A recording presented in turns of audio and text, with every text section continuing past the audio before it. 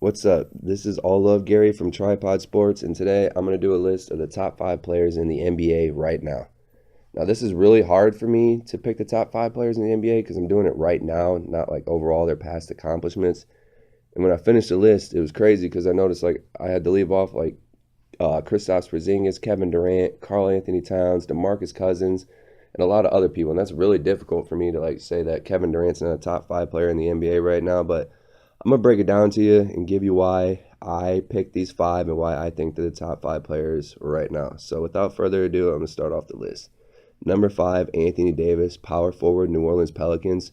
So this one for me was the hardest. Like I said, to leave off all those other guys, but to me, there's just no reason why Anthony Davis would not be on a top five players in the NBA right now list. He's just a monster. He's averaging 27 points, 12.7 rebounds, 2.5 assists, while shooting 54% from the field and 33% from 3 points. Also a monster on the defensive end with 2.2 blocks and 1.2 steals for a big man. That's really good. At 6'10", he's supremely athletic. He can get his shot off anywhere. He's a double-double machine on a single possession. Really, he's so talented. He can get a rebound, couple offensive rebounds, block a few shots, or hit a three for you. He's still only 24 years old and hasn't even reached his peak. I feel like if he can remain healthy and somehow figure out a way to get New Orleans to start winning, he has to be a strong MVP candidate. And if he can keep up this production, he'll go down as having one of the greatest historically ever years. Number four, this would be James Harden, shooting guard for the Houston Rockets.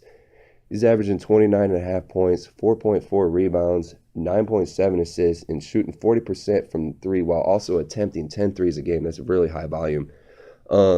Some people, myself included, really questioned if the CP3 addition would hurt Harden's overall play. We haven't really got to see them together. I think they played together like one game, and then CP3's been injured. So that's still out for debate, but it really hasn't slowed down the crafty lefty at all. He can score anywhere on the court. He can create his own shot, and he's a very willing and successful passer.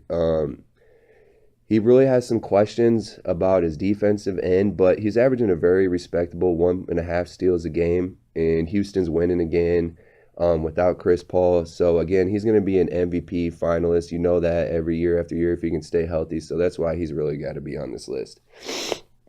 Now, number three to me, I think 3 and 4 could have maybe switched, but number three is going to be Steph Curry, the point guard, obviously, from Golden State Warriors. His overall numbers may be down this year, but still overall, he's a lethal of players we have in the league. Really what Warriors or Curry and the Warriors have done the last couple years, it's really revolutionized the NBA. I mean, it's made the three-point shot really a weapon, and that's how teams really are, drafting players or like signing free agents. They're really going for like face-up players, really, if you can pass well and hit open shots, a spread game, more of a spread game. And really Steph Curry and the Warriors are the ones that started that. And he's really changed like how the league, how a lot of franchises in the league are. Like right now, there's a certain demographic of the league, maybe like 10 teams you can say they're trying to compete, if you will. And the rest of the teams are really just like either sitting there fooling themselves thinking they're trying to compete or really tanking. And that's because of Golden State and Steph. I don't think he really gets enough credit on his defense as well. I mean, he's averaging this year 1.8 steals. So he's a pass around the ball. He's always in the top like five in the NBA steals every year. His 3-point shot, obviously, everyone knows about that. It's just nasty. One of the best ever. I mean, if not the best. And he's still averaging this year 25.7 points, 4.5 rebounds, 6.4 assists while shooting 47% from the field and about 40% from threes. So, like I said, his numbers may be down to an extent, but he's still having a really, really solid year. And, when you're the best shooter in league history, you probably deserve a spot on a top five list and for the NBA. So, number two, LeBron James, obviously from Cleveland, small forward. What more can be said about this dude? So far this year, he's having 28.8 points, 7.2 rebounds, 9.1 assists, and still at 1.3 steals, 1.3 blocks. So he's still a monster on the defensive end. But this one's really the number that jumps out at me. He's shooting 60% from the field. And for even like a center, that's incredible. But LeBron's a wing player, like that number is just crazy. That means out of 6 out of every 10 shots he's making them. That's crazy. This is his 15th season, but the King has started strong. He literally can do everything on the court at a high level. He's one of the best passers, fluid and passers we have in the league this year, and I would say he's probably a top 5 perimeter defender. Um, he can start hitting open threes more and more. And, like I said, 15 years in the league, you know what you're going to get from LeBron. The Cavs may be struggling right now, but at the end of the day, dude's been to 7 straight finals. The Cavs are going to turn it around. He has a league high 57 points this year. I think he had like some stupid 13 assists or some stupid amount of assists in that game, too. It's LeBron. What more can you say? He's a top 2 player of all time, probably, maybe the best of all time. And that hurts me saying that, being a huge Bulls fan, growing up watching Jordan. So, number 1 on this list, he's breaking out in the last like 2 or 3 years, but this year he's just off to a torrent start. It's Giannis Antetokounmpo from Milwaukee. He's averaging 31 points, 10 rebounds, 5 assists, hitting 58% from the field, 1.7 steals, 1.4 blocks. He's just crazy good. He was the number 15 pick in the 2013 draft. He was really raw, but like the potential was very evident.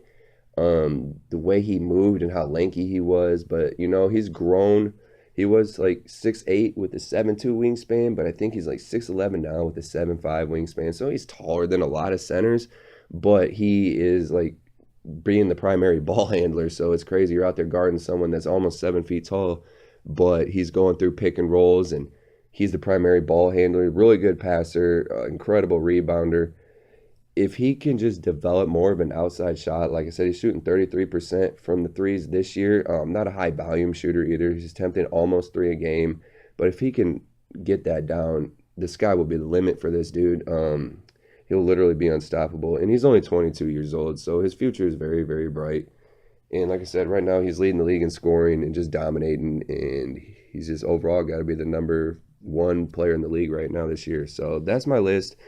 This is all opinion, and it's subject to change, of course. This is 10, 12 games into the league. But, let me know if you liked it, if you enjoyed it. Like, subscribe, leave a comment.